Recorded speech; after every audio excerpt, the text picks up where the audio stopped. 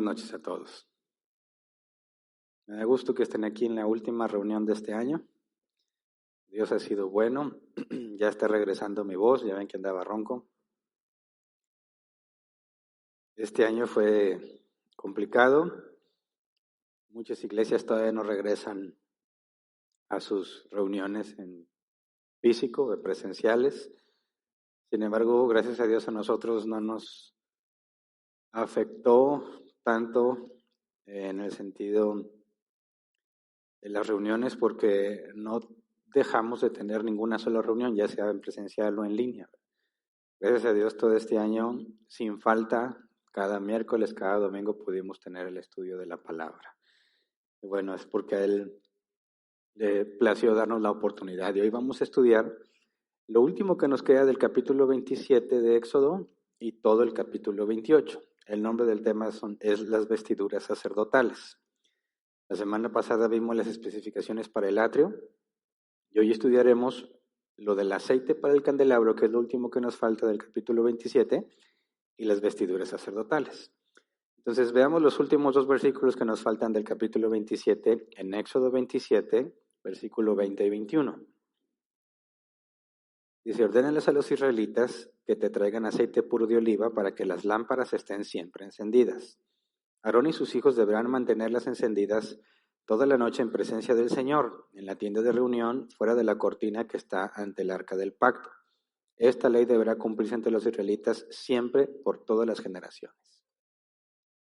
Muy bien, pide aceite puro de oliva. Ahora, veamos que el aceite ya se había solicitado para las ofrendas para el santuario. En Éxodo 25:2 dice, ordénales a los israelitas que me traigan una ofrenda. La deben presentar todos los que sienten deseos de traérmela. Era una ofrenda voluntaria, ¿verdad? Y luego el versículo 6, Éxodo 25:6 dice, aceite para las lámparas, especias para aromatizar el aceite de la unción y el incienso. Dice nada más aceite para las lámparas, pero aquí se está especificando aceite puro de oliva. Entonces, Moisés no especificó realmente qué tipo de aceite se necesitaba, de manera que se tuvo que filtrar el aceite que servía del aceite que no, o efectivamente Moisés pidió aceite puro de oliva, pero no nos dio ese detalle en el capítulo 25, que a mí me parece que eso sería lo más apropiado, ¿verdad? Que aunque no especificó textualmente en el capítulo 25, realmente lo pidió. Ya vimos otros ejemplos en distintos capítulos donde aunque nos dice qué es lo que a grandes rasgos lo que iba a pasar, no se detalla. Y eso no significa que no lo haya pedido así, sino que en ese momento ese nivel de detalle no era necesario. Ahora, ¿por qué aceite puro de oliva? El comentario de Licos dice, con esto se entiende el mejor aceite de oliva posible, el que se obtuvo batiendo o machacando en un mortero que estaba libre de diversas impurezas que pertenecían al aceite triturado de la manera habitual en un molino. Es decir, habitualmente ese aceite se preparaba en molino y se llenaba de impurezas. El aceite puro tenía que ser machacado en un mortero y evitaba esas impurezas. Pero el comentario en Reformation Study Bible dice, el aceite de oliva puro proporcionó una luz prácticamente libre de humo. Entonces, ese es el beneficio particular.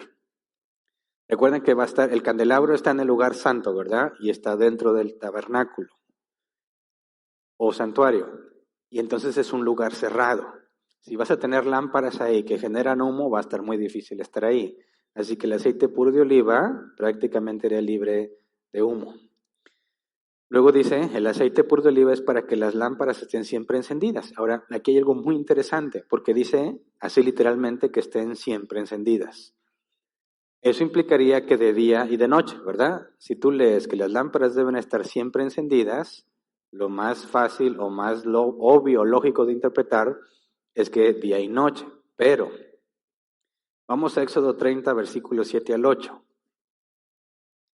Dice, cada mañana, cuando Aarón prepare las lámparas, quemará incienso aromático sobre el altar.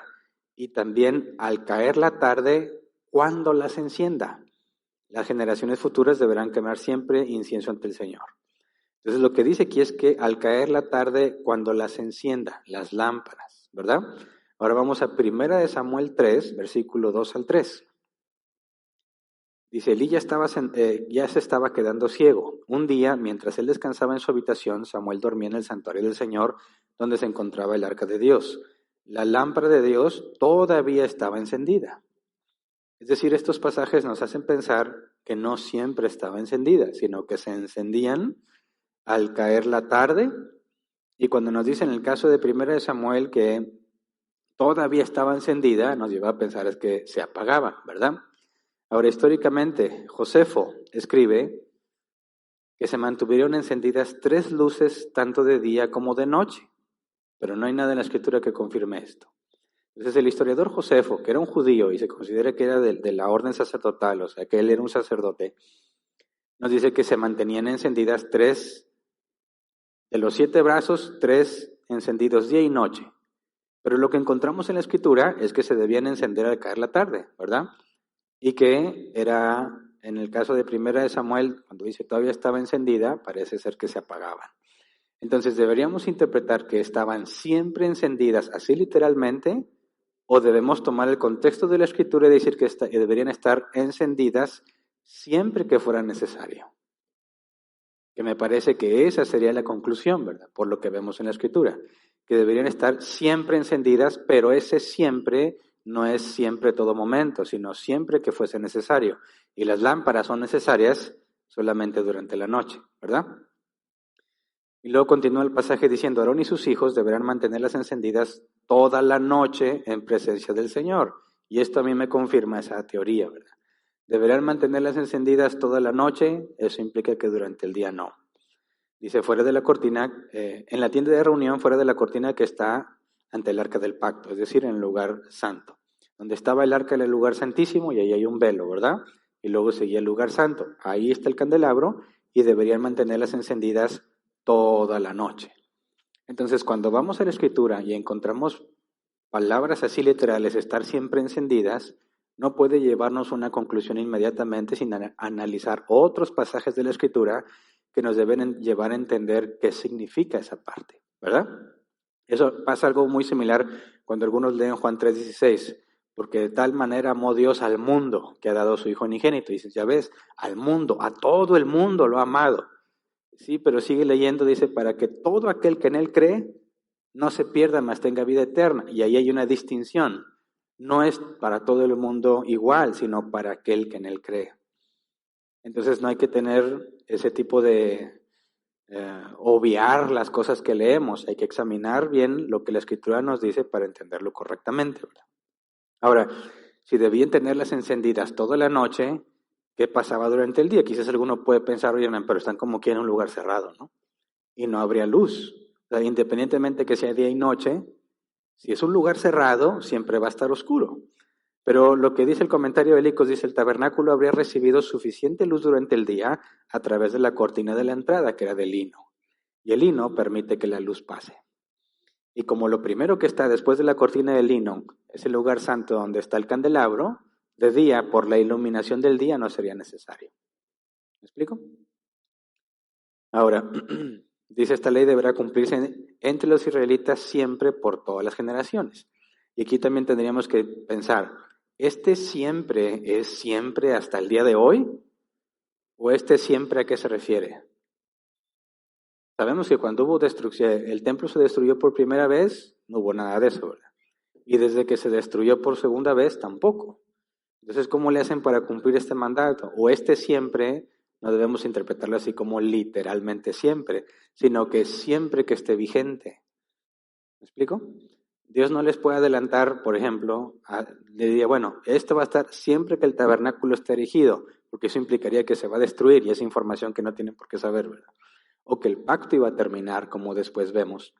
¿Qué sucede? Cuando Dios decide terminar, se divorcia de su pueblo y termina el pacto. En ese entonces ya no tenía ningún sentido que continuaran con esto. Así que aquí también cuando leemos que siempre por todas las generaciones debe aplicar el contexto de siempre que aplique, ya sea que el pacto siga siendo válido o que haya un templo o un candelabro donde se pueda hacer eso. Y bueno, hasta ahí se queda la parte que nos quedaba del aceite de las lámparas. Y luego sigue el capítulo 28, donde Moisés describe las vestiduras sacerdotales que se usarían por los sacerdotes establecidos por Dios. Y de hecho, en el último versículo del capítulo 27, cuando dice Aarón y sus hijos deben mantenerlas encendidas, ahí ya nos está adelantando lo que va a decirnos. Porque la pregunta sería, ¿por qué ellos? ¿Por qué Aarón y sus hijos? ¿Por qué nadie más? Aarón, ¿cuántos hijos tenía? 4 hijos.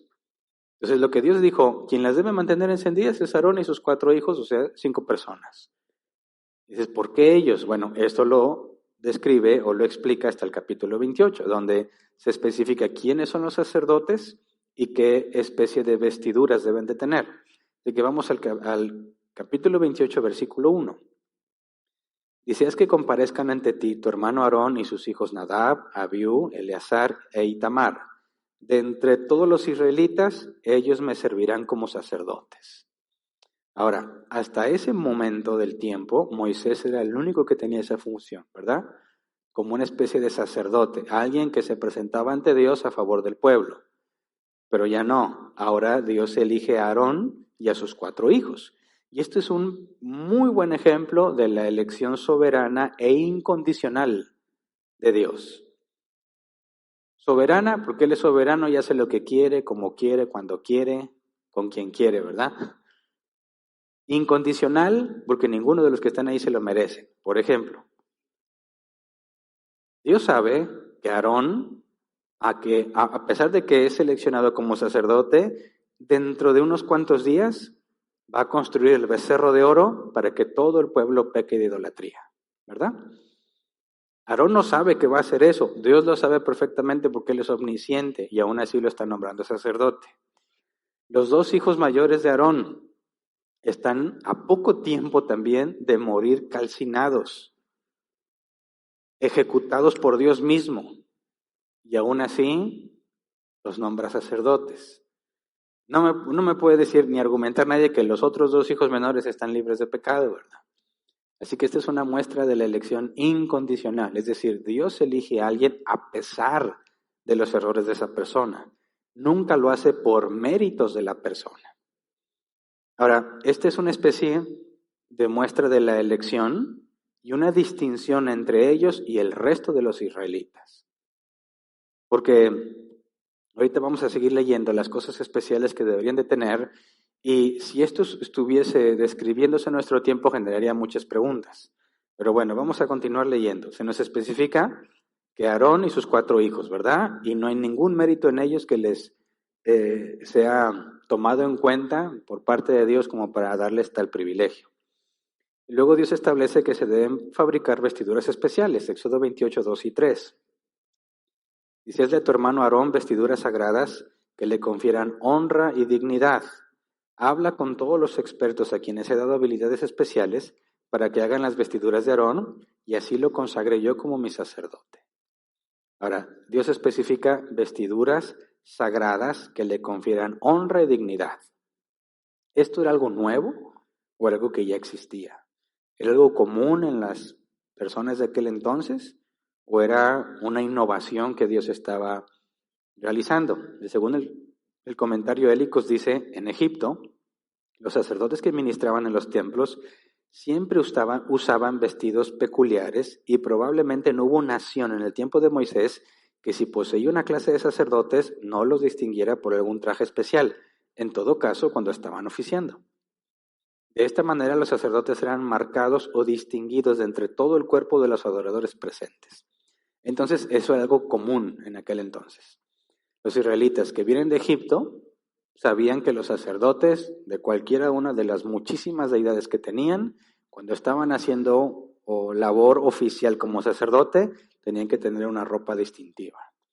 Así que cuando Dios establece eso, es algo habitual. Todos los israelitas comprenden por qué se tienen que tener esas vestiduras.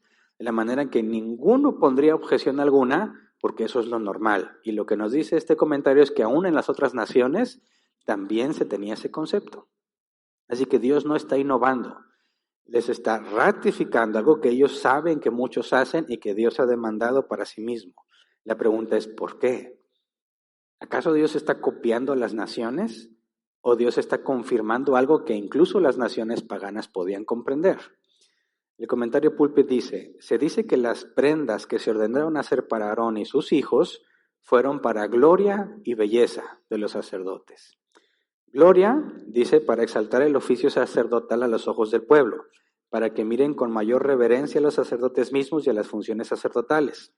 Colocar a los sacerdotes a una clase por sí mismo, en cierto sentido, por encima del resto de la nación. Y en eso estoy de acuerdo, porque Dios está dando un privilegio especial a estos 5 que ninguno de los demás tienen. Estos 5, bueno, excepto el sumo sacerdote que sería Aarón en ese momento, ellos podían entrar al lugar santo y nadie más. Los israelitas podían entrar al atrio, pero ninguno al lugar santo. Y estos 5 individuos podían entrar al lugar santo, solamente el sumo sacerdote al lugar santísimo. Así que sí hay aquí una distinción. Ellos tienen un privilegio mayor que el resto de los israelitas, ¿verdad? Ahora, para belleza, dice en armonía, esto sería en armonía con la riqueza y belleza del santuario en el que iban a ministrar. Dios mismo, al parecer, no es indiferente a la belleza. Él ha esparcido la belleza sobre la tierra, también habrá belleza en su morada terrenal. Él requiere que los hombres le adoren en la hermosura de la santidad, o sea, ordena para sus sacerdotes vestidos ricos y espléndidos. Aquí nos lleva a pensar en algo que normalmente no pensamos, ¿verdad? El concepto de la belleza. Y este concepto de belleza nos distingue del animal cualquiera, ¿verdad? Decimos que los hombres podemos percibir la belleza. No hablamos de la belleza en un concepto animal, porque para los animales no hay nada que nos haga pensar que aprecian la belleza. Ahora, cuando alguien piensa en belleza solamente en el sexo opuesto, alguien podría decir, bueno, yo creo que a un león le gustará más una leona que otra. Bueno, ¿cómo pruebas eso? No tengo idea.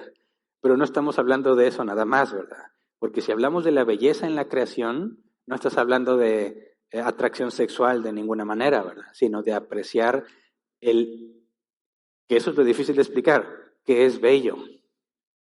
Tú ves un atardecer, ¿todos los atardeceres son igual de bellos o hay atardeceres más bellos que otros? Y ahí entramos en cosas subjetivas. A mí me gustan mucho los atardeceres donde el cielo se ve rojizo y que haya muchas nubes. No todos los atardeceres se ven así. Particularmente me gustan los atardeceres que están en el otoño, solamente en el otoño, algunos del verano. Pero los atardeceres en invierno y en primavera no se comparan con los atardeceres en otoño. Pero podrás tú tener otra opinión. Sin embargo, afirmamos que hay belleza en la naturaleza. Tú puedes ver una estatua, por ejemplo, apreciar una de las obras maestras de Miguel Ángel, ver una estatua tallada en mármol y todos los detalles y cómo se supone que estas personas están cubiertas por un velo y cómo el mármol, a pesar de ser una piedra rígida, te permite entender que hay un velo encima de la persona. Dices, eso es muy bello. Y no hay nada en el reino animal que nos haga entender que los animales pueden percibir eso. Ahora, el argumento del comentario púlpide es, si Dios está pidiendo cierta belleza para el tabernáculo, está armonizando a los que sirven en el tabernáculo que tengan una belleza similar. Porque vamos a ver que las vestiduras están hechas de los mismos materiales con los que está hecho el tabernáculo. Así que me parece sensata la idea de pensar que Dios está pensando en armonizar la belleza de la vestidura de los sacerdotes, específicamente el sumo sacerdote, porque ahorita que veamos la de los hijos de Aarón, y esa no tiene mucho chiste, pero el sumo sacerdote sí. Entonces me parece que los dos argumentos de la vestimenta, que sea para gloria, por lo que Dios está otorgándoles a estos individuos, y para belleza, para armonizar todo el concepto del tabernáculo, me parece válido, ¿verdad? Pero quizás si esto fuese dictado en nuestra cultura, estoy seguro, no faltaría alguien que diga, ¿y por qué a ellos los hace especiales y a nosotros no? ¿Ya no supone que Dios nos ama a todos por igual? O sea, ¿por qué hacer distinción? Me ha tocado escuchar personas que se quejan porque en las escuelas públicas o privadas entregan diplomas de primero, segundo y tercer lugar.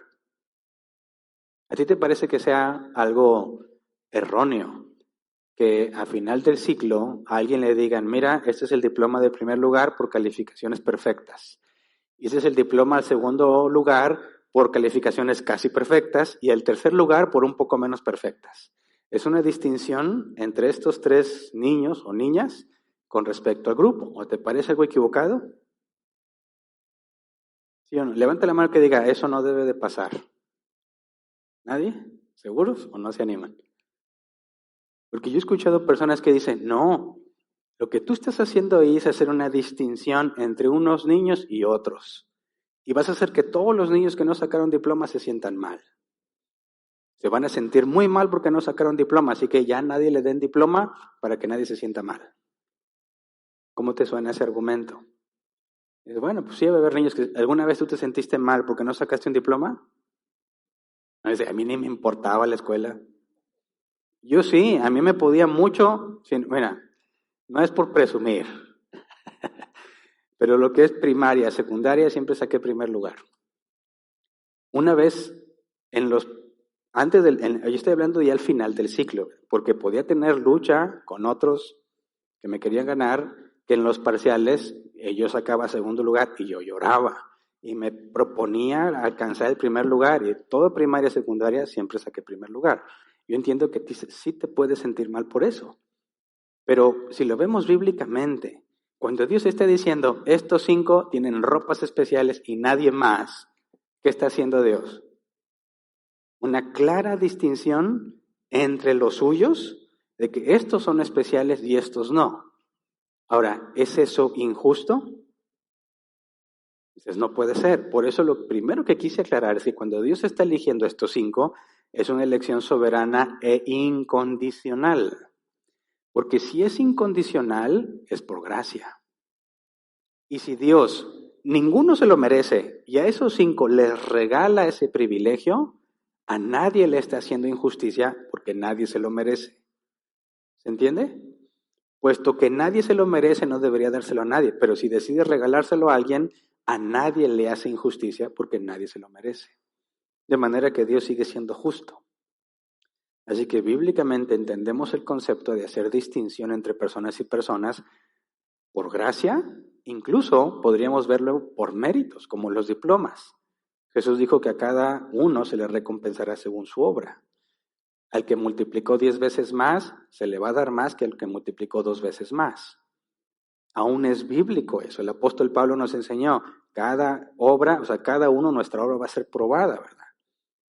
Y la Biblia dice que al que más se le da, más se le demanda. Entonces también hay algo de eso en la Escritura. Y no podemos desechar ese tipo de distinciones porque nuestra cultura actual argumenta que es algo injusto, cuando bíblicamente no podemos proceder de esa manera.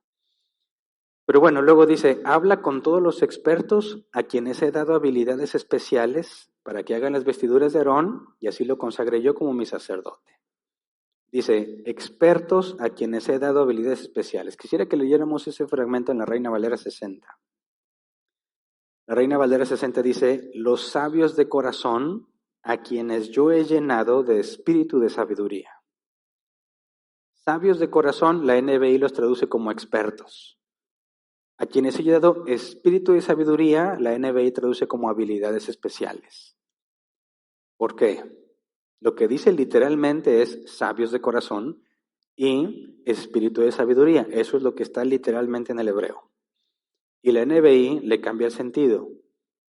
Nos transmite, yo creo, la misma idea, pero en un lenguaje más actual. Porque cuando habla de sabios de corazón, la palabra sabios, tanto en hebreo como en griego, tiene que ver con, se nos traduce como simplemente sabiduría. Tiene que ver con saber cómo hacer las cosas. No saber las cosas, sino saber cómo. Entonces, la palabra corazón es el hebreo lev, que se traduce como mente, hombre interior, voluntad o corazón. Pero en el contexto hebreo no se refiere a los sentimientos, sino a tu razonamiento o las decisiones que tú tomas, obviamente que vienen de tu razonamiento. Entonces, cuando habla de sabios de corazón, está hablando de hombres capacitados que saben cómo hacer las cosas. Y cuando dice espíritu de sabiduría, la palabra espíritu, tanto en hebreo como en griego, es viento.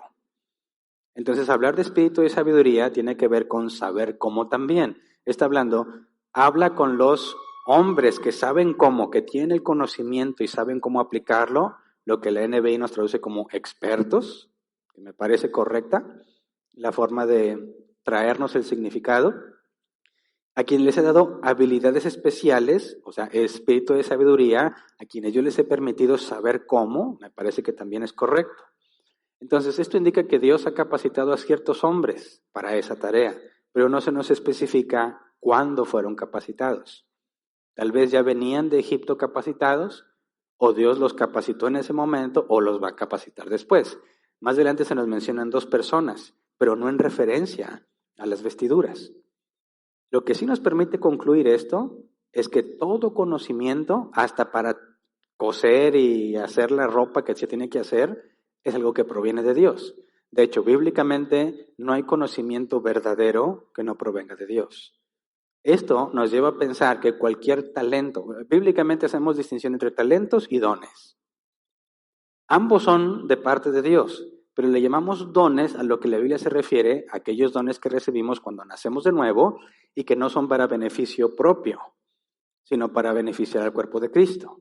Y le llamamos talentos a aquellas cosas que todo ser humano recibe naturalmente hablando, o sea, los dones son para los que han nacido de nuevo.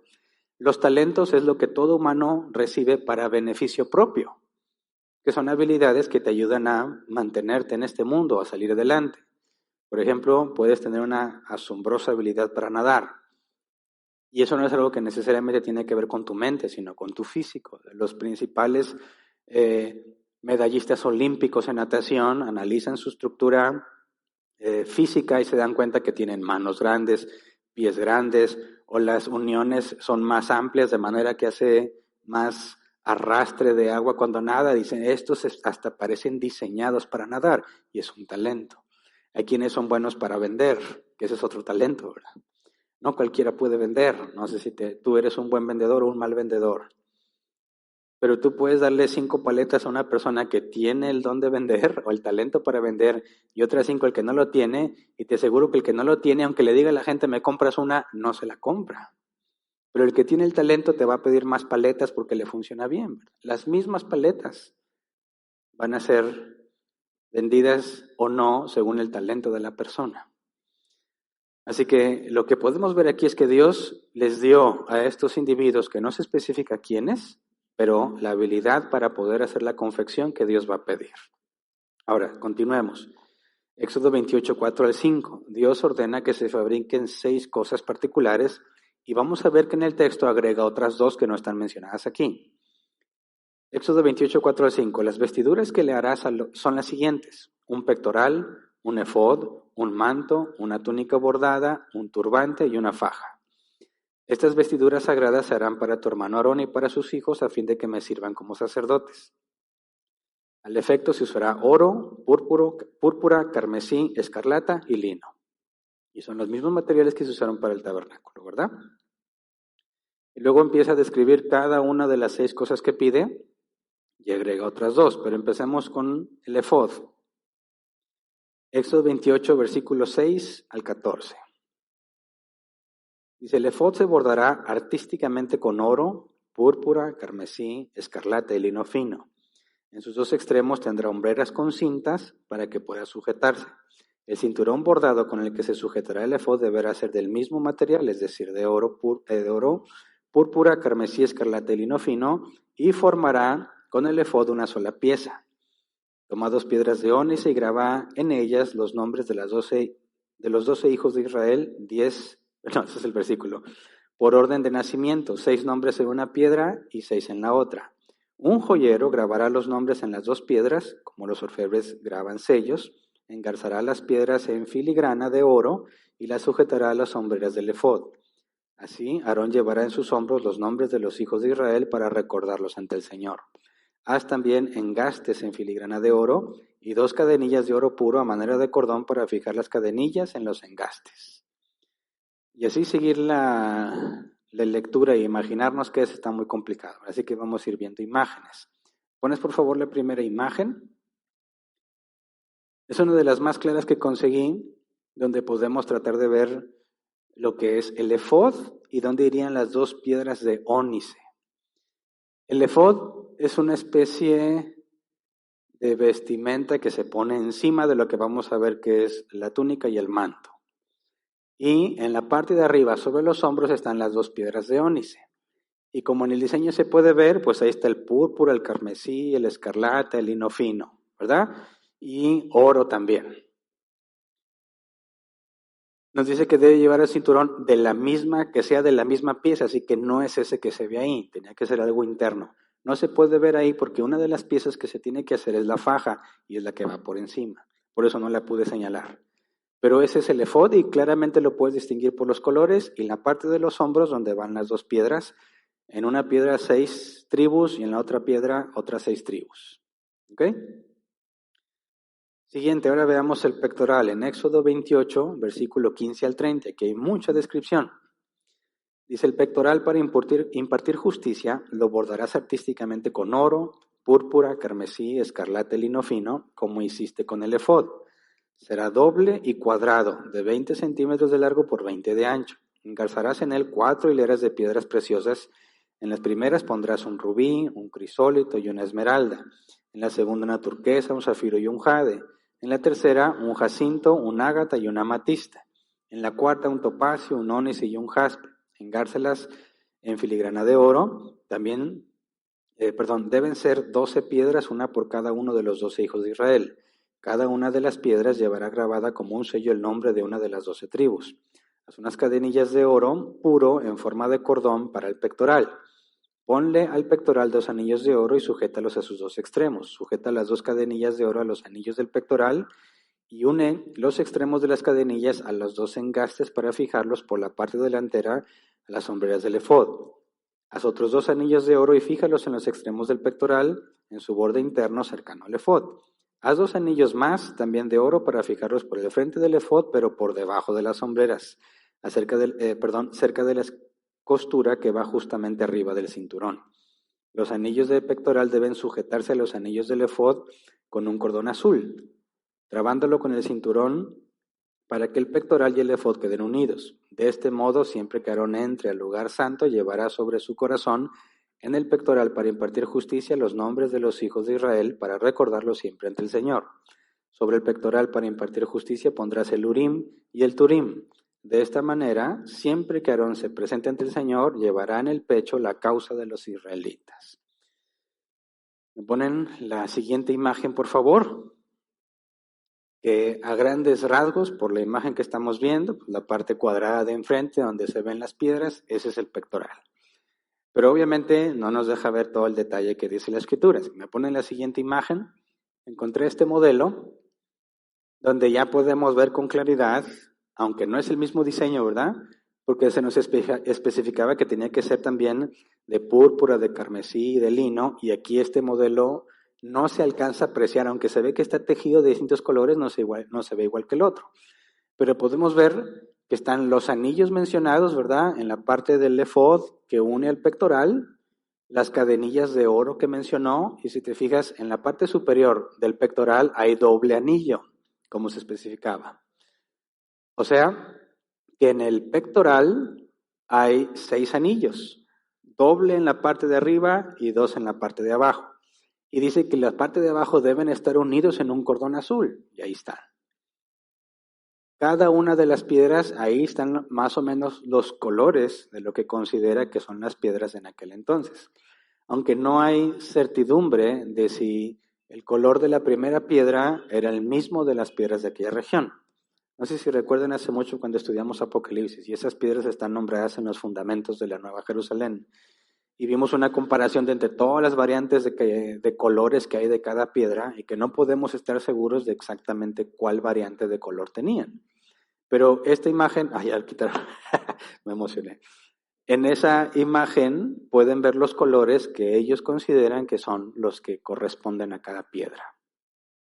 Así que es para darnos una idea, ¿verdad? Siguiente punto, el manto. Éxodo 28, versículo 31 al 35. Dice, haz de púrpura todo el manto del efod, con una abertura en el centro para meter la cabeza. Alrededor de la abertura le pondrás un refuerzo, como el que se pone a los chalecos, para que no se desgarre. En torno al borde interior del manto pondrás granadas de púrpura, carmesí y escarlata, alternándolas con campanillas de oro. Por todo el borde del manto pondrás primero una campanilla, luego una granada. Aarón debe llevar puesto el manto mientras está ejerciendo su ministerio para que el tintineo de las campanillas se oiga todo el tiempo, que él esté ante el Señor en el lugar santo y así él no muera. ¿Me ponen la siguiente imagen? Volvemos a nuestro modelo inicial. Tienes el manto, que aquí se ve como medio color oscuro, pero el color es púrpura. y en la parte inferior tiene las campanillas y las granadas. Ahora, fíjate, cuando dice el versículo 35, Aarón debe llevar puesto el manto mientras esté ejerciendo su ministerio, para que el tintineo de las campanillas se oiga todo el tiempo que él esté ante el Señor en el lugar santo, y así él no muera. Ahora, esta versión nos hace pensar que si dejan de sonarse las campanillas se va a morir, ¿verdad? Dice, debe sonar siempre y así él no muera, pero no se refiere a eso. El punto aquí es un sentido práctico. Las campanillas eran para identificar si se había muerto. ¿Por qué? Porque mira, solo el sumo sacerdote puede entrar al lugar santísimo, ¿verdad? Y cuando el sumo sacerdote entraba al lugar santísimo, si él, aunque todavía no se nos describe ese proceso, pero si él no había expiado su pecado, moría. Ahora piensa, ¿cómo le haces para sacar el cuerpo del sumo sacerdote del lugar santísimo si nadie puede entrar? ¿Cómo le haces? Tendrían que dejarlo ahí, pero si ahí hay un cadáver, entonces ya no sirve, ¿verdad? Quedaría profanado el santuario. Entonces, aunque no está aquí descrito, lo que yo he leído de otros comentarios es que el sumo sacerdote tenía que atarse una soga al pie. Y afuera estaban esperando, oyendo el campaneo. Si de repente ya no se oía, tenían que esperar un momento. Y si ya no hay ruido y no hay ruido, no hay ruido, ¿sabes qué? Jala la cuerda, porque muy seguramente se murió. Y así resolvían el problema de no tener un cadáver en un lugar donde nadie lo puede sacar. Ahora, cuando dice esto aquí, tú lo lees y dices, bueno, sí, pero no, está advirtiendo, se puede morir. Las campanillas son para advertir si está vivo o no. Así que, ¿cómo te sentirías tú si fueras el sumo sacerdote justo antes de entrar al lugar santísimo? ¿Entrarías confiadamente? Como muchos cristianos dicen ahora, papito. ¿Sí? A ver, sí, porque vamos a ver más adelante todo el ritual que tenía que hacer para estar limpio ante Dios. Imagínate el grado de concentración que debía tener de cumplir con todas las cosas al pie de la letra, que si no, en cuanto entrara al lugar santísimo, caía muerto. Así que era una cosa seria, muy seria. Y ahora nosotros oramos al Padre como si nada. ¿Ves la enorme diferencia? Tenemos acceso al trono de la gracia. Podemos hablar. Dios está a una oración de nosotros, por así decirlo. No tienes que trasladarte a ningún lugar. No tienes que hacer ningún ritual de purificación porque Cristo ya pagó todo. Y sin embargo los cristianos no oran. Siguiente, el turbante. Éxodo 28, versículo 36 al 38. Dice, haz una placa de oro puro y graba en ella a manera de sello consagrado al Señor. Aquí la Reina Valera 60 dice, santidad al Señor. Versículo 37, sujétala al turbante con un cordón púrpura, de modo que quede fija a este por la parte delantera. Esta placa estará siempre sobre la frente de Aarón, para que el Señor acepte todas las ofrendas de los israelitas, ya que Aarón llevará sobre sí el pecado en que ellos incurran al dedicar sus ofrendas sagradas. Ponen la siguiente imagen, por favor. Turbante. No, esa es la pasada. Ahí está. El turbante es la parte blanca y la placa es la parte dorada. No alcanza a verse el detalle de cómo está atada, pero es un cordón púrpura. Lo que nos dice es que siempre debe de tenerla, ¿verdad? Dice el versículo 38, esta placa estará siempre sobre la frente de Aarón, para que el Señor acepte todas las ofrendas de los israelitas, ya que Aarón llevará sobre sí el pecado en que ellos incurran al dedicar sus ofrendas sagradas.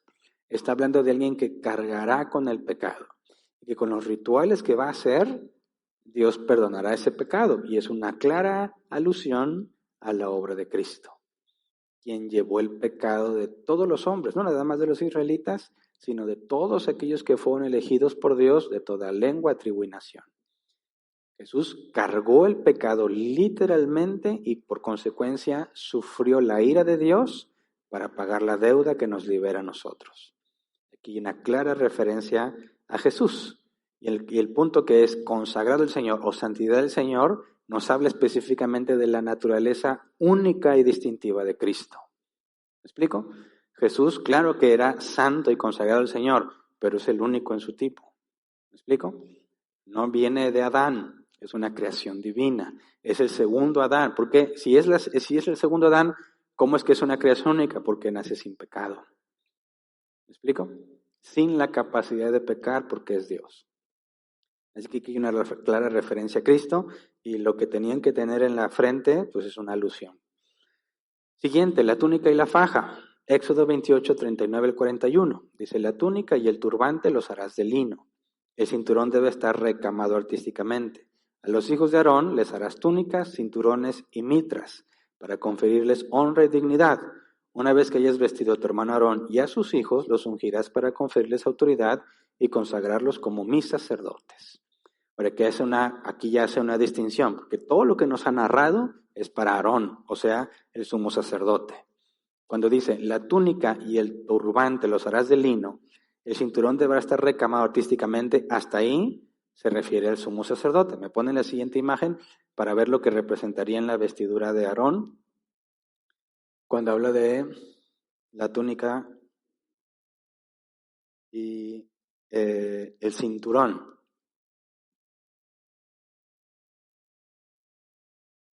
Túnica es lo que está de blanco, que va abajo de todo, y el cinturón pues es la parte que vemos visible, ¿verdad? Sobre el efod.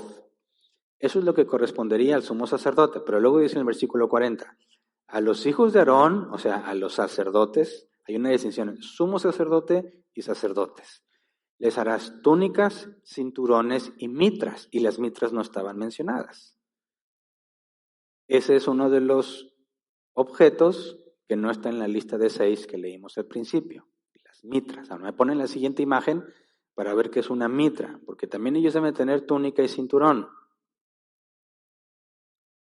Del lado, ustedes lo están viendo, del lado izquierdo tenemos a los sacerdotes y del lado derecho es la vestidura del sumo sacerdote. Y claramente hay una enorme diferencia entre las vestiduras, ¿verdad? En cuanto a los hijos de Aarón, tienen la túnica blanca, el cinturón, que está más elaborado, ¿verdad? Y la mitra es lo que tiene en la cabeza,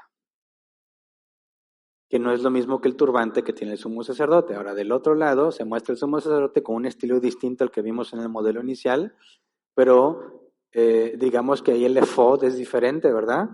Pero cumple de alguna manera con todas las medidas que están especificadas. Puedes ver el turbante del sumo sacerdote con la placa en la cabeza y la distinción o la diferencia con respecto a la mitra que tendrían los sacerdotes normales. Así que, aunque los sacerdotes también se distinguen del resto de los israelitas, ninguno más distinguido como el sumo sacerdote, ¿verdad?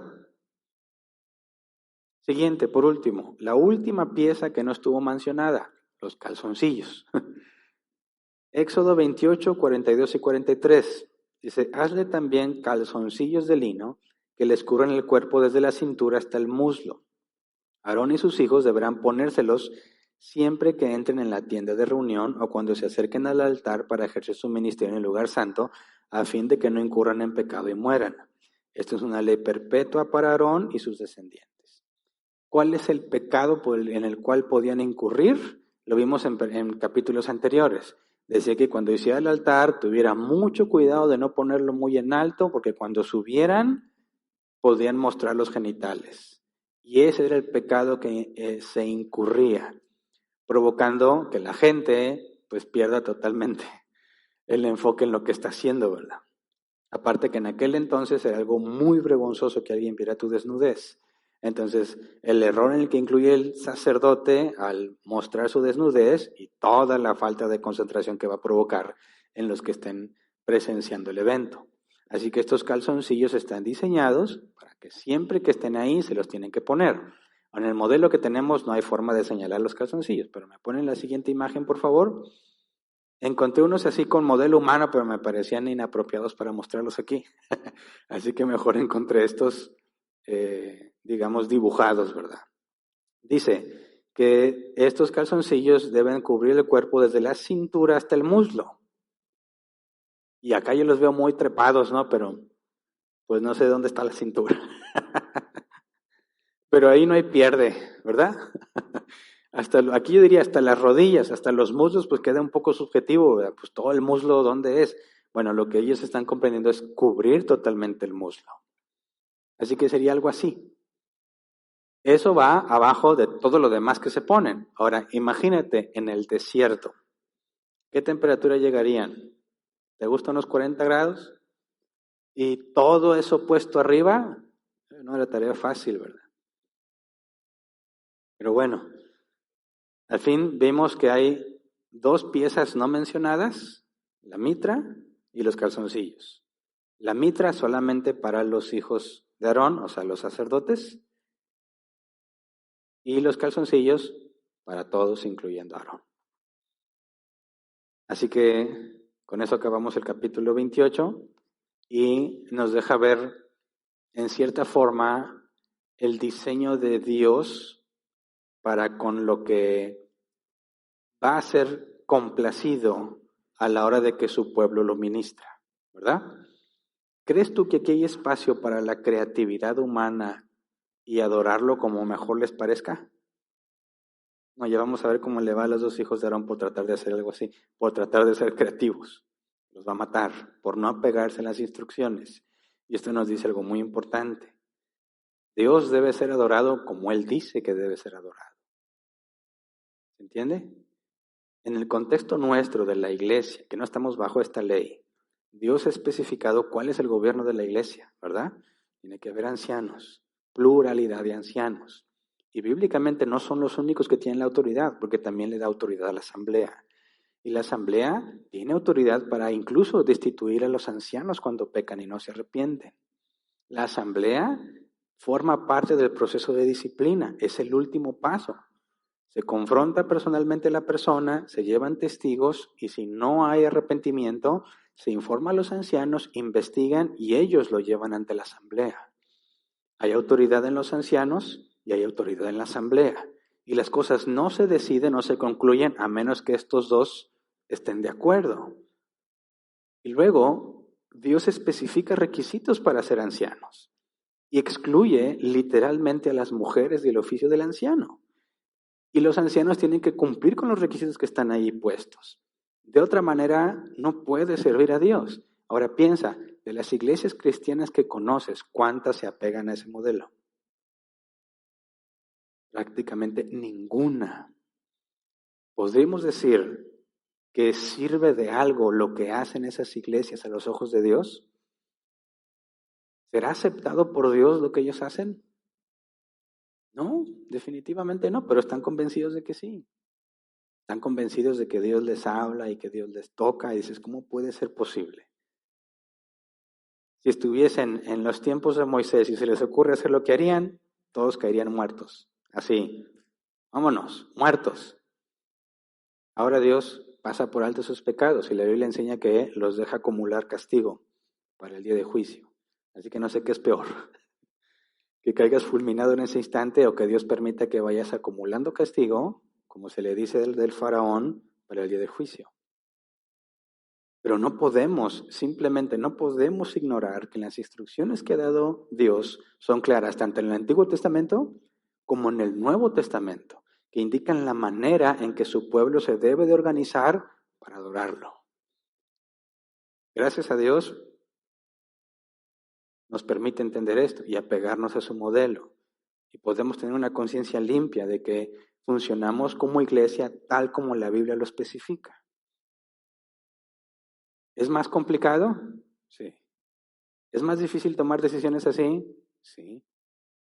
Es más fácil tener una pirámide donde hay uno que manda, lo que él diga se hace. Pero cuando no tienes una pirámide, sino que tienes una estructura horizontal como la Biblia enseña, ¿quién decide? Ni los ancianos, ni la asamblea, sino en conjunto. Y eso toma más tiempo. Y eso complica más las cosas.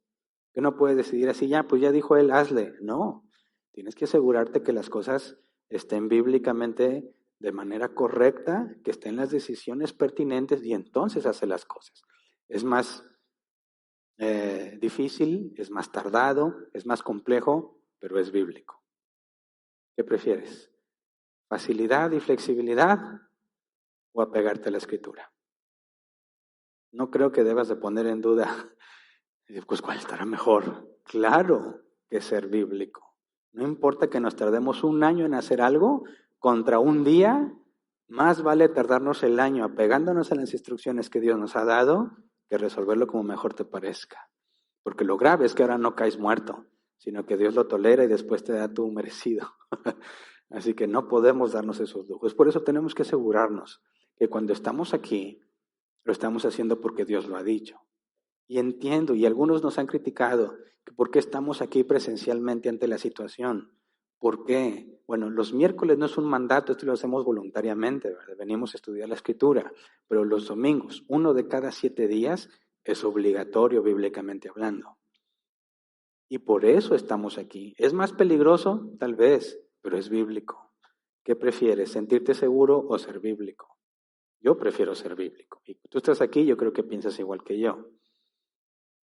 Así es, o haces lo que Dios dice para agradarle en las cosas que Él ha especificado que se deben de hacer, o haces lo que mejor te parezca. Pero si somos siervos de Dios, me parece una grave contradicción decir que somos siervos de Dios y al mismo tiempo hacemos lo que mejor nos parece. Tenemos que ser congruentes, ¿verdad? Y bíblicamente, aunque nos cueste la vida. Pero pues bueno, ninguno está obligado, ¿verdad? Y todos lo hacemos voluntariamente. El punto es que la conciencia de cada uno debe ser limpia. Decir, Señor, sí, puede ser que me esté arriesgando al estar aquí, pero luego porque tú me lo has mandado. Así que lo hago confiando en ti. El día de mi muerte está definido ya. Desde antes de la fundación del mundo se definió qué día muero, a qué hora específicamente y cuál es el medio por el que voy a morir. Y si alguno de nosotros va a morir por COVID, ya estaba ordenado. Es más, está ordenado quién te lo va a pegar. Si no es por COVID también. Así que en pocas palabras podemos decir, todos somos inmortales hasta que llegue ese día y esa hora.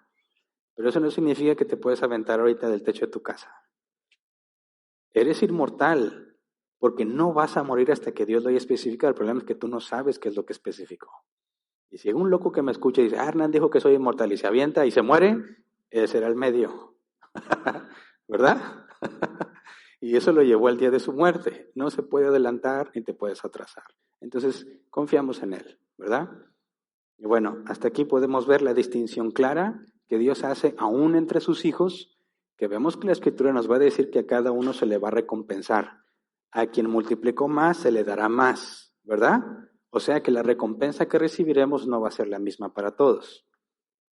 De ahí surge una pregunta, ¿me voy a sentir mal porque no tuve mejor recompensa?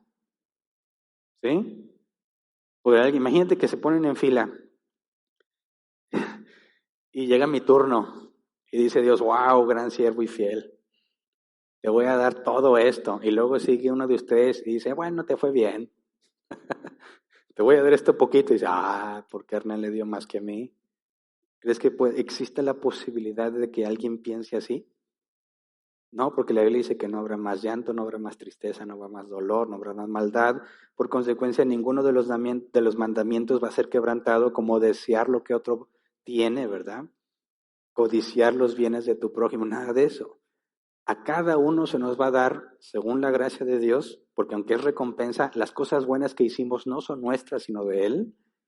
Él las hizo a través de nosotros y nos va a recompensar. Por eso sí que te dé mucho, te dé poco, vas a estar feliz de la vida, porque nada de eso lo mereces. ¿Verdad? Hay una distinción también en los hijos de Dios, pero no va a generar problemas, porque todos vamos a estar en el cuerpo glorificado. Tampoco nos cause problemas en este mundo y en esta vida. Igualmente tú puedes ver que Dios aparentemente bendice más a unos que otros. Lo que pasa es que las bendiciones que tú tienes a veces no las ves por estar viendo las de otros. Quizás algunos, no sé, tienen mucho dinero para irse a vacacionar, lugares exóticos, otros vacacionan aquí cerca, otros ni vacaciones toman. ¿Por qué Dios? Pues no podemos saber ahorita el por qué.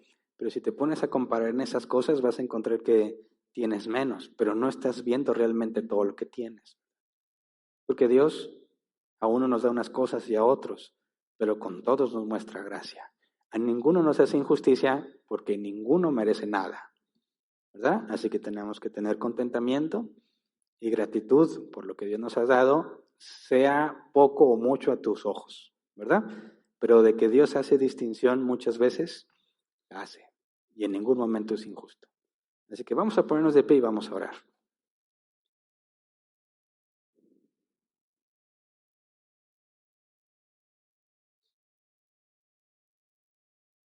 Pienso que la distinción más clara que Dios ha hecho en este último miércoles del año, que mañana en la noche acaba el año, es que tú y yo estamos con vida. ¿Verdad? ¿Cuántos han muerto? No dudo que muchos merecían la muerte. Encontramos hijos de Dios que mueren y dices, es que porque se muere, ¿verdad? No le tocaba, pensamos nosotros. Nadie se adelanta ni se atrasa. Hay hombres malvados que mueren incluso da gusto que deje de existir esa maldad. Pero hay pérdidas dolorosas que batallamos en entender y la única conclusión es porque Dios quiso. Pero ha hecho una distinción entre ellos y nosotros, entre los que mueren y los que quedan vivos. Antes decían que el COVID se llevaba nada más a los viejos o a los enfermos y se está descubriendo que no. Hay personas completamente sanas que se mueren por COVID. Sin antecedentes, sin enfermedades crónicas, sin nada de eso y como quiera mueren por el COVID. No saben ahora si quién va a morir y quién no. ¿Y cuál es la razón que los cristianos podemos ver? Es clara, Dios estipuló y determinó un día, una hora y un medio. Y ese día y hora y el medio se cumplieron. No es el virus, es Dios por medio del virus. Y la clara evidencia está en que no hay factores físicos que determinen si morirás o no. Es totalmente oculto para ellos. Para una humanidad autoexaltada diciendo que no necesita a Dios, Dios ha humillado a toda civilización humana en todos los periodos de la historia y la nuestra no es la excepción. Y los médicos que estén acostumbrados a pensar en sí mismos como alguien que no necesita de Dios no puedan con un simple virus, es una evidencia clara de que la humanidad se ha engañado a sí misma, a pesar de toda la ciencia que tiene. Pero tú y yo estamos vivos no por méritos propios, no porque estemos más sanos, no porque nos cuidamos más. He conocido casos de personas que no salían para nada y en un momento tuvieron interacción con alguien y se enfermaron. Entonces, ¿cuál es el criterio? La voluntad de Dios. Pero hay una distinción clara. Aquí estamos y no lo merecemos. En todo este año no merecemos nada de lo que Dios nos ha dado, ni en todos los años pasados, y no lo mereceremos con el resto de nuestros días. Y eso nos debe llevar a humillarnos y agradecerle a Dios. No jactarnos ninguno, decir, yo estoy vivo porque yo me cuido. No seas necio. Personas que no pueden darse el lujo de permanecer encerradas en su casa. Dicen, o me muero de hambre o me muero de COVID. Y de COVID no es seguro, de hambre sí. Así que tienen que salir.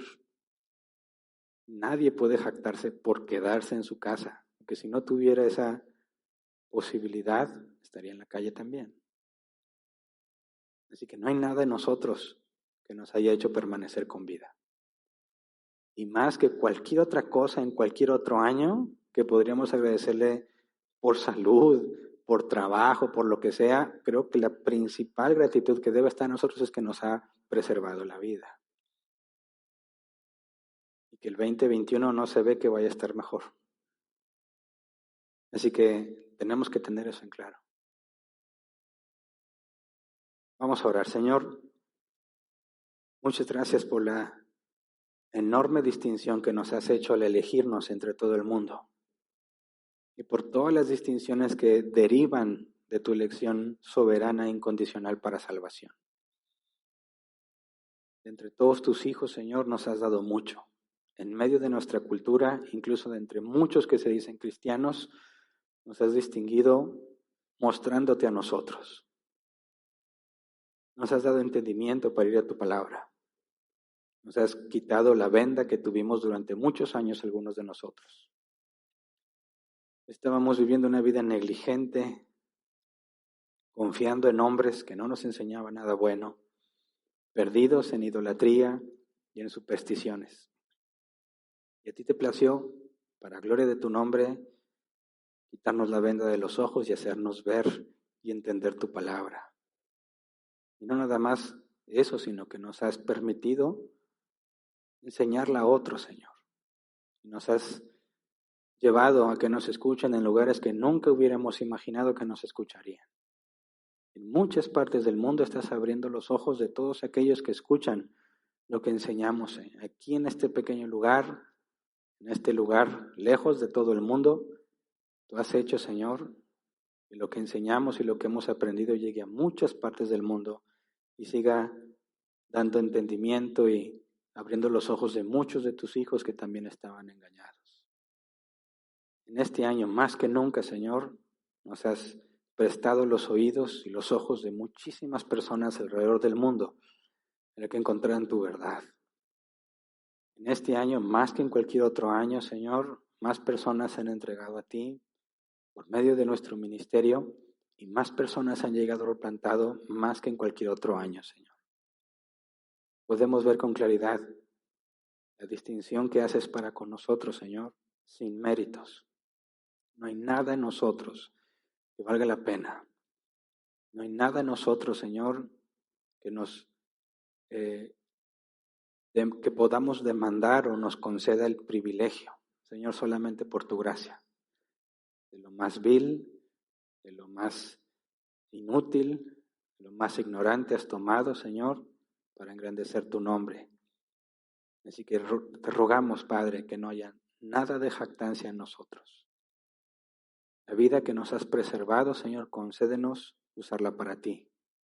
Ninguno de nosotros viva para nosotros mismos, sino que el don que nos has dado para preservar la vida, podamos usarlo e invertirlo sabiamente en tu reino, Señor, para que pueda bendecir a mis hermanos, para que pueda edificarlos, para que podamos seguir llevando tu palabra, Señor. Concédenos seguir siendo fieles, tengamos la conciencia limpia de no estar alterando nada, de no estar torciendo las escrituras, de enseñar, cueste lo que cueste, la verdad bíblica, a pesar de que afecte a nuestras reputaciones o nos genere enemigos, Señor, personas que nos aborrecen solamente porque enseñamos lo que tu palabra dice, que nada de eso nos importe ni nos afecte, siempre y cuando estemos honrando y glorificando tu nombre. Concédenos ser fieles, Señor, como lo has hecho. Muéstranos cada vez más de tu palabra, permítenos conocerte y entenderte cada vez mejor, pero no como conocimiento acumulado en nuestro cerebro, sino como sabiduría para vivir la vida cristiana, Señor. Lo que entendemos, lo que nos enseñas, lo que nos permites comprender, sea aplicado a nuestras vidas para caminar en mayor santidad y tomar decisiones con más sabiduría. Es lo que te rogamos, Padre, en el nombre de Jesús. Amén. Muy bien, ¿pueden sentarse? Pasemos a la sección de preguntas y respuestas. Tenemos 15 minutos. A ver, aquí tengo una pregunta. Jacel Ramírez dice, en 2 Samuel 6:14, y David danzaba con toda su fuerza delante de Jehová, y estaba David vestido con un efod de lino. ¿Por qué David usaba el efod? No solamente es usado por los sacerdotes, ¿por qué David lo usaba? Sí, bueno, esto es algo particular en David. David también se dice que consultó el Urim y el Turim, algo que solamente los sacerdotes podían hacer. David funcionó en algunas maneras como sacerdote o comió los panes de la proposición que eran reservados a los sacerdotes, pero es por la unción que recibió de parte de Dios. No hay una especificación bíblica del por qué. Tal parece que cuando David danzaba no usaba los calzoncillos, ¿verdad? Porque luego su esposa se enojó con él, ¿verdad? Que porque estaba mostrando su desnudez, que los demás lo estaban viendo, ¿verdad? Pero bueno, no hay una explicación así literal bíblica de por qué. Simplemente vemos que lo hacía y que Dios no se molestaba con eso, ¿verdad? Y luego dice Jacel Ramírez, pastor, entonces tanto el pueblo como los sacerdotes tenían que hacer sacrificios para cubrir sus pecados.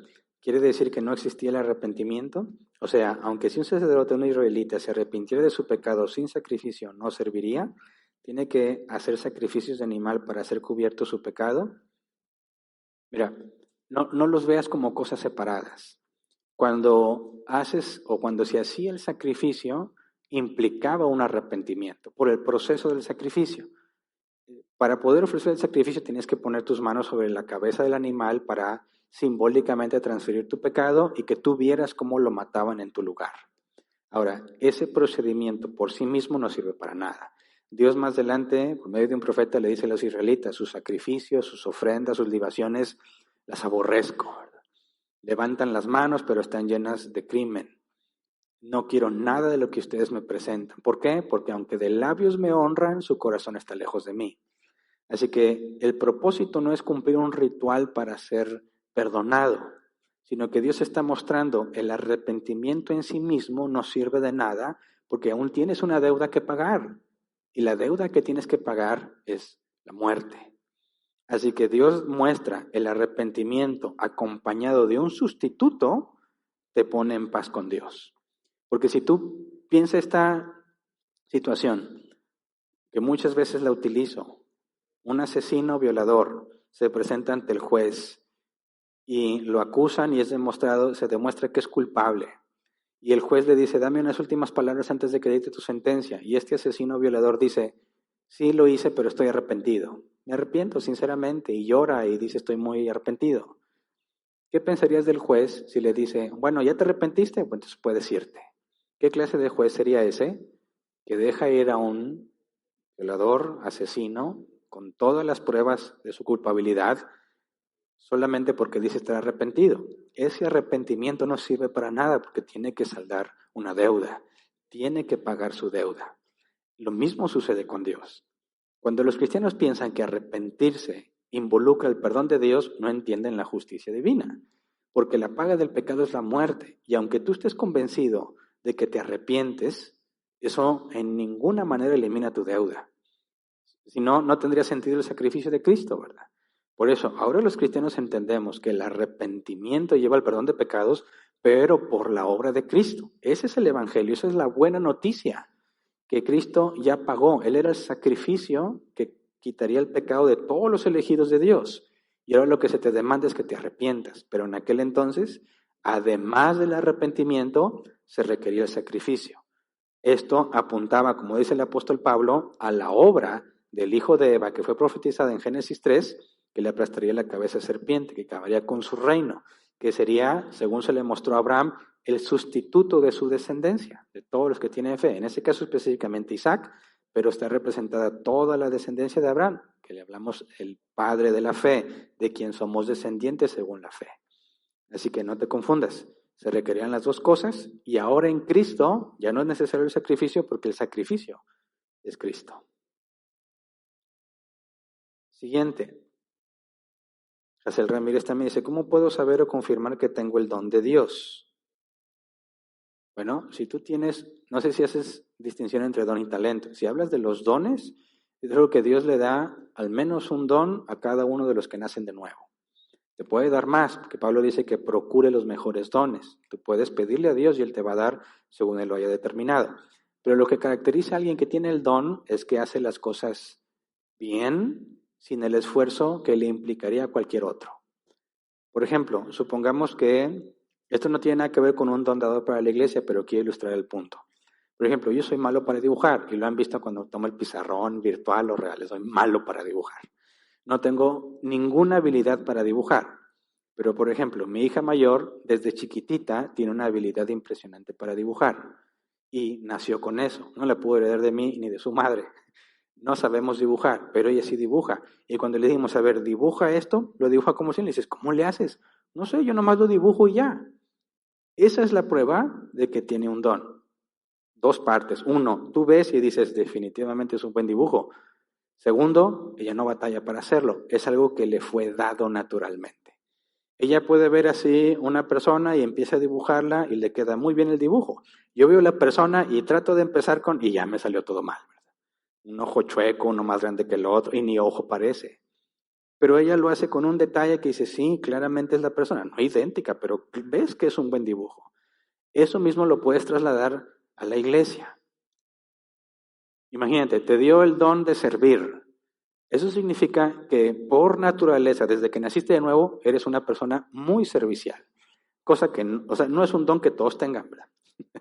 He conocido cristianos que están sirviendo y se les olvidó decirle a su cara que están sirviendo, ¿verdad? Porque más bien parece que están haciendo un enorme esfuerzo y no quieren estar ahí. Y dice, bueno, ¿me puedes seguir con esto? Y ya su cara te dijo que no quiere, ¿verdad? Y dice, no te preocupes, mejor yo lo hago. no tienen el don de servicio. En cambio, hay otras personas que le dicen, ¿me puedes ayudar? Claro que sí. A veces ni siquiera les pides ayuda y ya te están ayudando. Y para ellos no es un esfuerzo ni es un sacrificio, es algo que les gusta hacer. Tienen el don de servicio. Puedes hablar del don de enseñar. Hay cristianos que le dicen, a ver, explícame este versículo. Y no dan pie con bola. Ellos lo entienden bien, lo comprenden bien, pero a la hora de explicarlo, te confunden. Y hay otros cristianos que les dices, a ver, explícame este pasaje, y a veces ni lo entienden bien. Es más, a veces lo entienden mal, pero te lo explican muy claro. Mal, pero bien explicado. Entonces tú puedes ver la habilidad que Dios le haya dado a la persona. Bueno, en ese caso del que te lo explica bien, pero está mal, es por ejemplo Apolos, que a Apolos se le reconoce ser un buen predicador, pero tenía algo mal en el evangelio. Priscila y Aquila lo toman aparte, le enseñan, y ahora sí, predica bien, ¿verdad? Pero la habilidad de predicar, Dios se le había dado. Entonces eso es lo que caracteriza a alguien que ha recibido un don de Dios, que las personas lo reconocen. O sea, no es algo que tú crees y ya, ¿eh? Si me quieres convencer que tú tienes el don de cantar, tengo que oírte cantar, ¿verdad? Y si cantas, ¡oh! Debo decir, no, discúlpame, podrás estar bien segura, pero el don no lo tienes. O todavía no. Pero alguien dice, no, yo canto bien feo, y luego sabes cantar, y dices, oye, por favor, me dejas en vergüenza entonces.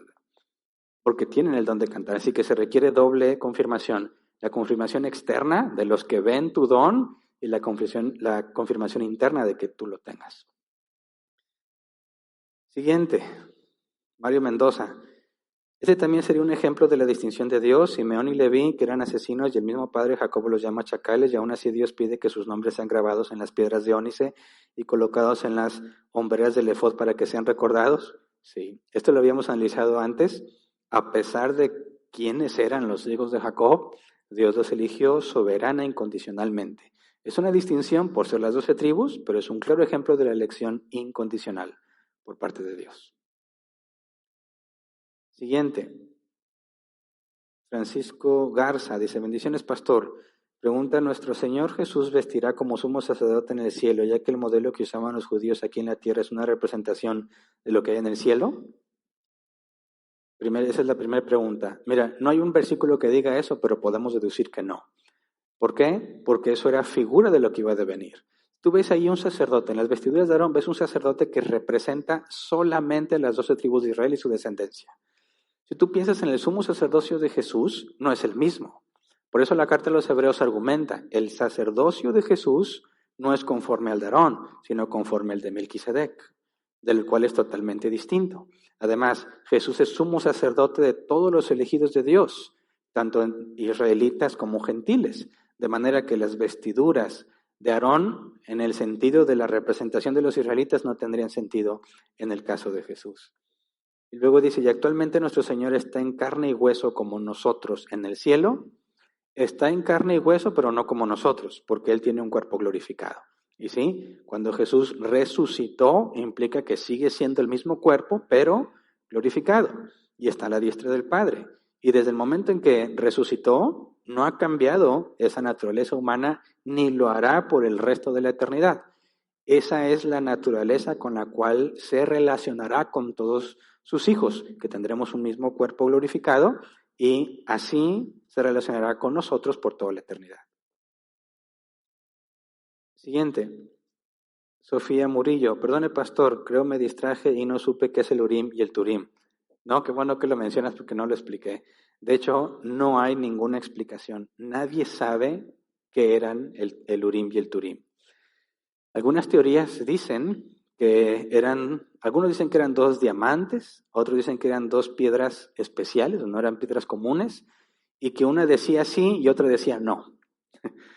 Entonces, de alguna manera usaban el Urim y Turim para obtener una respuesta. Sabemos que la Biblia enseña que por medio del Urim y el Turim se obtenía una respuesta de parte de Dios, pero nunca se explica el mecanismo. De hecho, cuando se menciona aquí el Urim y el Turim, al decir el Urim y el Turim, está haciendo referencia a que no es algo nuevo, es algo que ellos ya tenían. Y en ningún momento se especifica cómo lo recibieron o cómo llegaron a fabricarlo o de qué estaba hecho. Así que el Urim y el Turim son uno de los misterios que permanecen ocultos en la Escritura. Siguiente.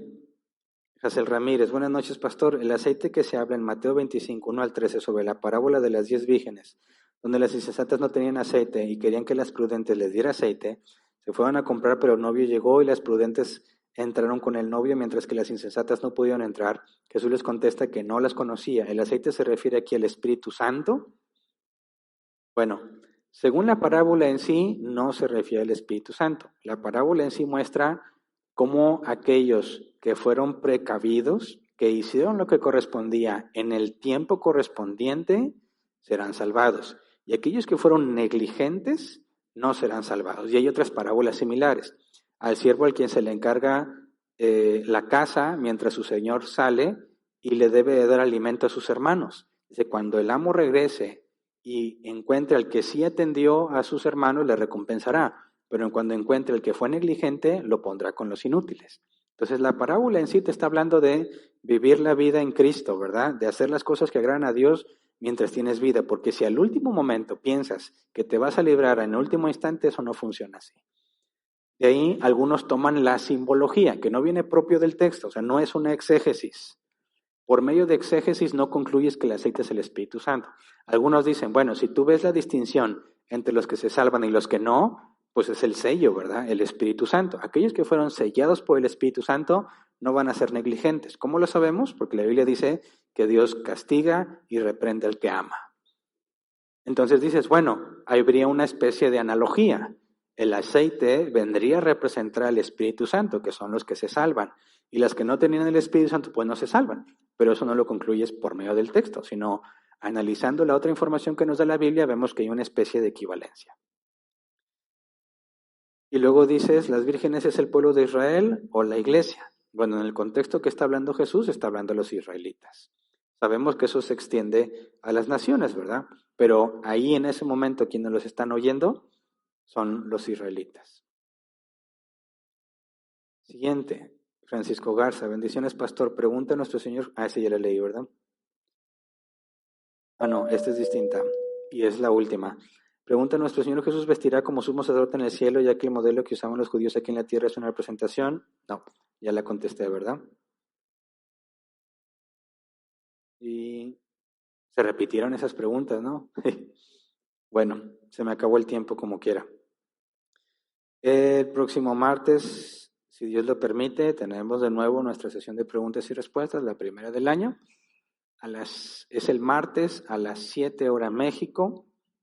Es una sesión pública, es decir, en la página de Facebook de Árbol Plantado publicamos unos minutitos antes de empezar, publicamos el link para que te puedas agregar a la sesión.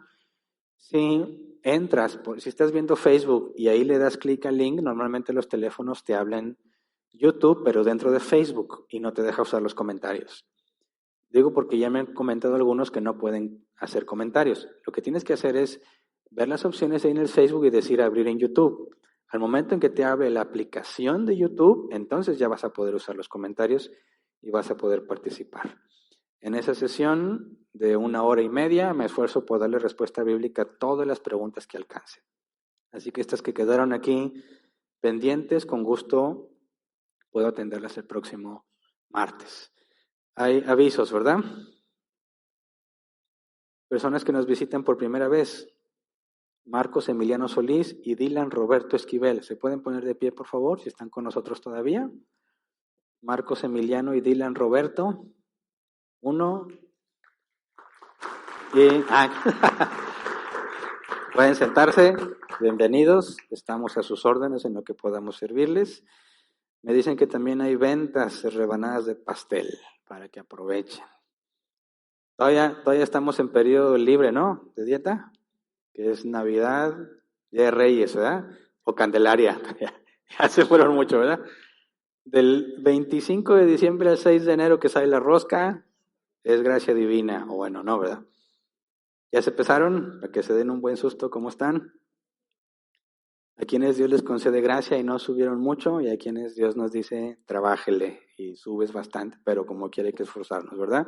Una cosa más, estuve viendo el reporte oficial de la situación de COVID que dio el Estado, diciendo que estamos en una situación muy crítica hospitalaria.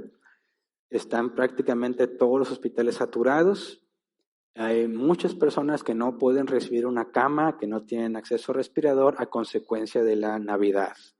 el incremento de los casos de COVID, de las que deben ser hospitalizadas, subió mucho y están haciendo un urgente llamado a toda la ciudadanía para que no se reúnan este 1 de enero. O sea, el día de mañana en la noche, lo que están pidiendo es que cada uno se reúna solamente en su familia nuclear, es decir, los que están en tu casa, y que no salgas.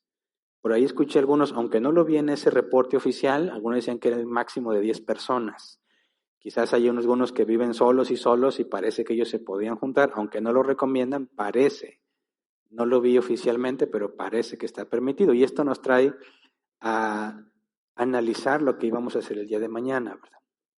Estuve leyendo por qué el riesgo, o sea, estuve leyendo por qué se están disparando los contagios. Si se supone que nadie tiene síntomas, ¿verdad? O sea, se reúnen las familias, nadie tiene síntomas, nadie tiene calentura, nadie tiene problemas para respirar, nada de eso, y como quiera se están contagiando. Y lo que encontré en distintos artículos es debido a los asintomáticos. Y hay muchos asintomáticos que no tienen ningún síntoma, pero tienen el virus y que ellos transmiten el virus. Entonces, cuando las familias se reúnen, ninguno tiene síntomas, porque según estos estudios hay asintomáticos contagiados entre ellos.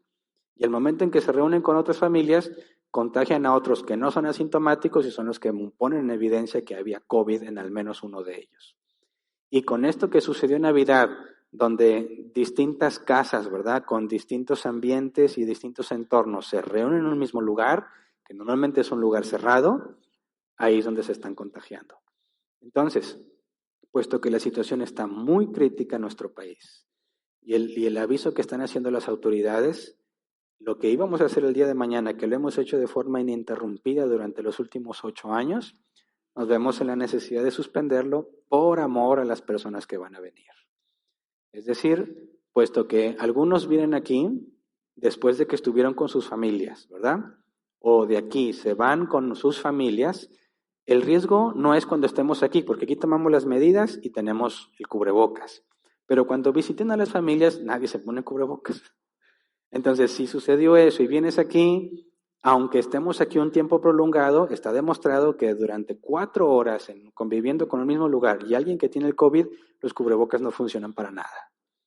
Aunque todos tengan cubrebocas, si están 4 horas platicando unos con otros, aún con cubrebocas, no es suficiente el cubrebocas y te contagias. Entonces, por la naturaleza de la reunión del día de mañana, donde algunos están con sus familias sin cubrebocas y luego vienen aquí, y si nos tardamos más de 4 horas, y luego se van otra vez allá con sus familias y siguen sin el cubrebocas, pues podríamos ser un foco de contagio que no queremos. Así que nos vemos en la necesidad, lo decidimos los ancianos, por el bien y por amor a nuestro prójimo, específicamente los que íbamos a venir, suspenderlo por esta situación.